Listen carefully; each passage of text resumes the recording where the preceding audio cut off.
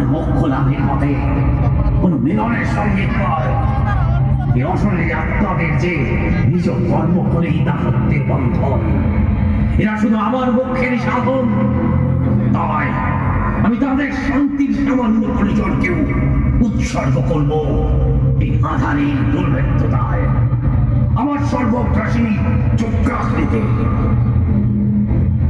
ওরা জাগো, আমার মোক্ষ লাভের সাধন হও, আমার আদেশ কার্যকর হোক। আমি তোমার সর্বময় প্রভু আদেশ করছি, ধরাতল ভেদ করে বেরিয়ে এসো হে পরপবিত্র আত্মা।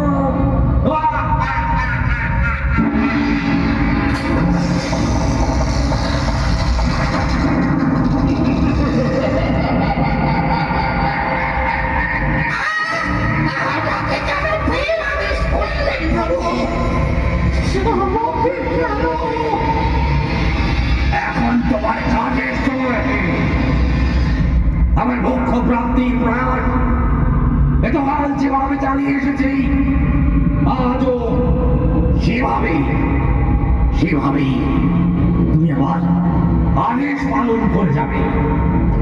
কিন্তু আমার প্রিয় তো আমার কি হবে? এত কাজের থেকেও আমার চেয়ে দূরে রয়ে যাবে চিরকাল। হ্যাঁ, সেটাই ওর ভবিতব্য।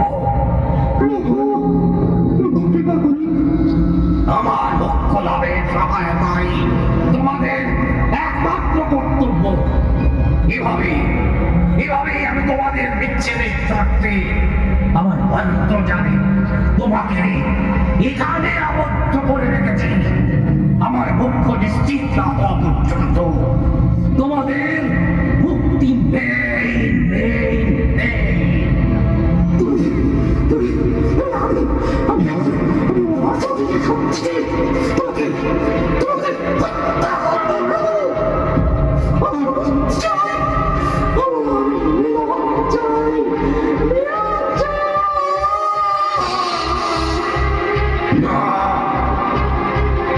তুমি বিদ্রোহের ভাবনায় থাকলে তোমাকে আমি ফের অন্ধকারে নিক্ষেপ করবো।